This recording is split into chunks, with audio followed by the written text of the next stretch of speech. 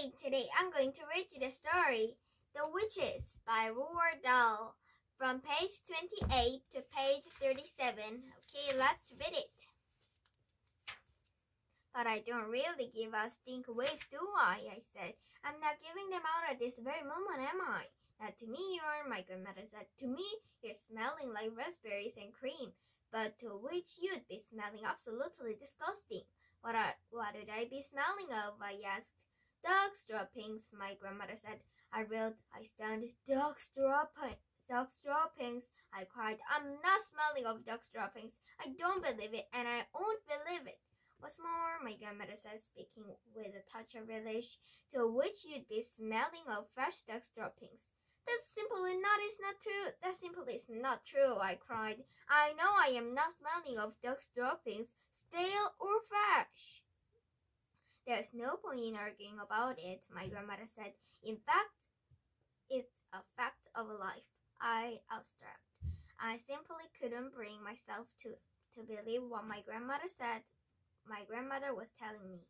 So if you see a woman holding her nose as she passes you in the street, she went on, that woman could easily be a witch. I decided to change the subject. Tell me what else to look for in a witch, I said. The eyes, my grandmother said. Look carefully at the eyes, because the eyes of a real witch are different from yours and mine. Look in the middle of each eye, where there's normally a little black dot. If she's a witch, the black dot will keep changing color, and you will see fire and you will see eyes dancing right in the very center of colored dot. It will send shivers running over your skin. My grandmother leaned back in her chair and stood away contentedly at her 4 black cigars. I squatted on the floor, staring up at her, fascinated. She was not smiling. She looked deadly serious. Are there other things? I asked her. Of course there are other things, my grandmother said. You don't seem to understand that the witches are not actually women at all. They look like women, they talk like women, and they are able to act like women. But in actual fact, they are totally different animals. There are demons in human shape. That is why they have claws and belt heads and quarter noses and particular eyes, all of which have to conceal as best they can form the rest of the world. What else is different about them, Grandmama? The feet, she said. Witches never have toes. No toes, I cried. Then what do they have? They just have feet, my grandmother said. The feet have square ends with no toes on them at all. With this square shape. Does that make it difficult to work?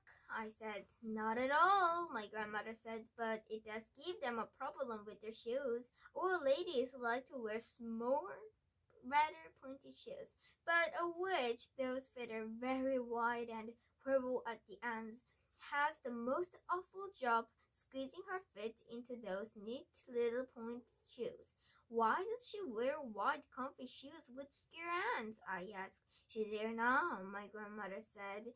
Just as she hides her bellies with a wig, she must also hide her ugly witch's feet by squeezing them into pretty shoes. Isn't that terribly uncomfortable? I said. Extremely uncomfortable, my grandmother said, but she has to put up with it. If she's wearing ordinary shoes, it won't help me to recognize her, really, Grandmama?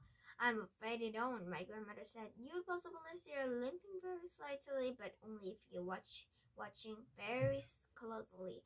Are those the only differences, then, Grandmama? There's one more, my grandmother said. Just one more. What is it, Grandma? Their spit is blue. Blue, I cried. Not blue. Their spit can't be blue. Blue as bilberry, she said. You don't mean it, Grandmama. Nobody can have blue spit. Witches can, she said. Is it like ink? I asked. Exactly, she said. They even used to write it with. They use those old-fashioned pens that have nips, and they simply lick the nip. Can you notice the blue speck, Grandmama? If a witch talks to me, would I be able to notice it? Only if you look carefully, my grandmother said. If you look very carefully, you would probably see a slight bluish thing on her but it doesn't show much. It would if she spat, I said. Witches never spit, my grandmother said. They daren't. I couldn't believe my grandmother would be lying to me. She went to church every morning of the week, and she grace before every meal. And someone who did that never tell lies. I was beginning to believe every word she spoke. So there you are, my grandmother said. There's about all I can tell you. None of it is very helpful. You can still never be absolutely sure whether a woman is a witch or not just by looking at her. But if she is wearing the gloves, and she has the large-nosed horse, the quibbler eyes, and the hair that looks as though it might be a wig, and she is had a bluish thing on her teeth, if she has all of these things, then you must run like mad. Grandmama, I said, when you were a little girl, did you ever meet a witch?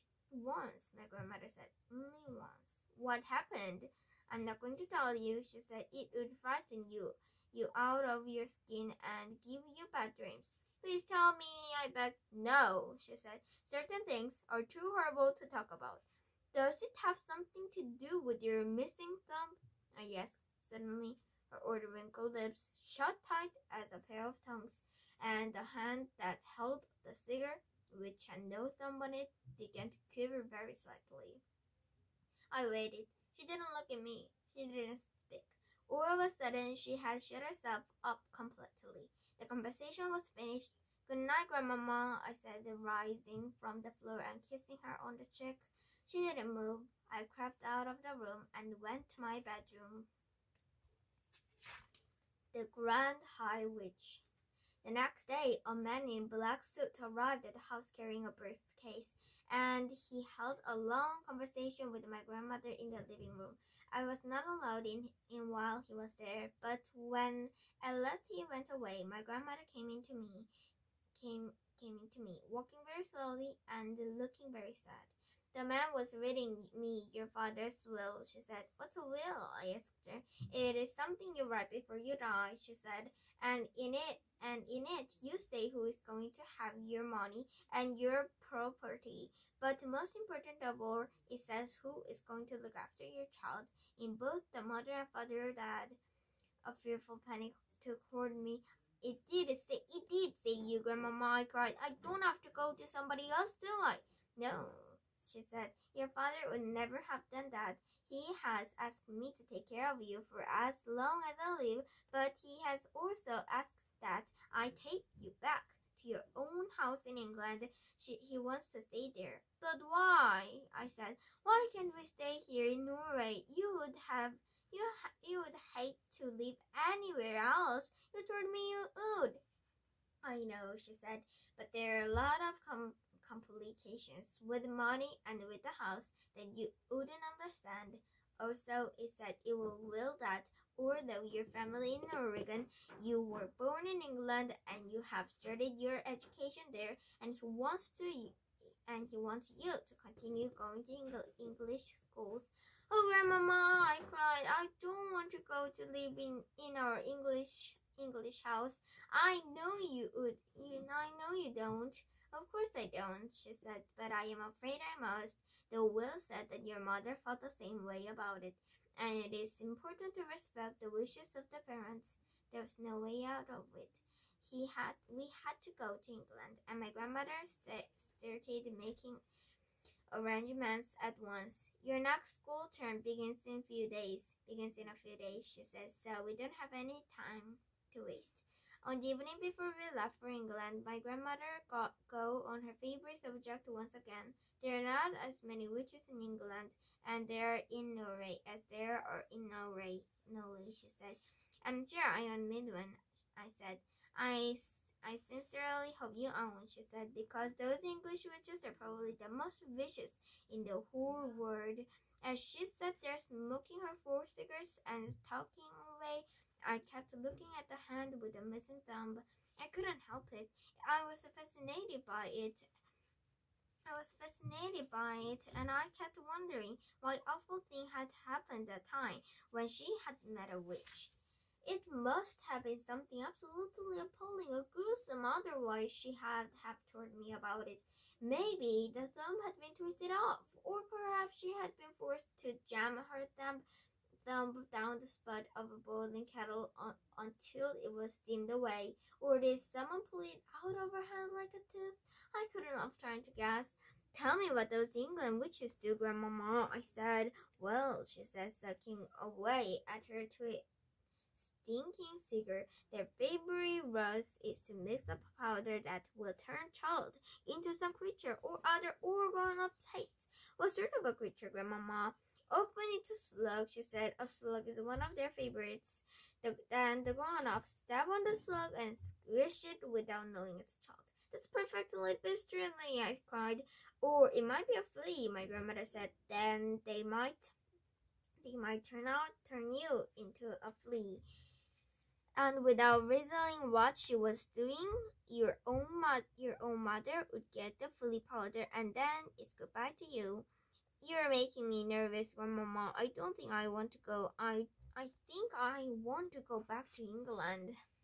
I've known English witches, she went on, who have never taught children in pheasants, and then sneaked the pheasants up into the woods and buried them before the pheasant shooting season opened. Oh, I said. So they get shot? Of course they get shot, she said, and then they get plucked and roasted and eaten for supper. I pictured myself as pheasant flying frantically over the men with the guns, shivering and dipping as the guns exploded below me. Yes, my grandmother said. It gives the English witches great pleasure to stand back and watch the grown-ups doing away with their own child.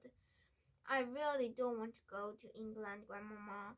Of course you don't, she said. Nor do I, but I'm afraid we've got to go. We've got to. Or which is different in every country? Yes, completely different, my grandmother said, but I don't know much of the other countries. Don't you even know about America? I asked.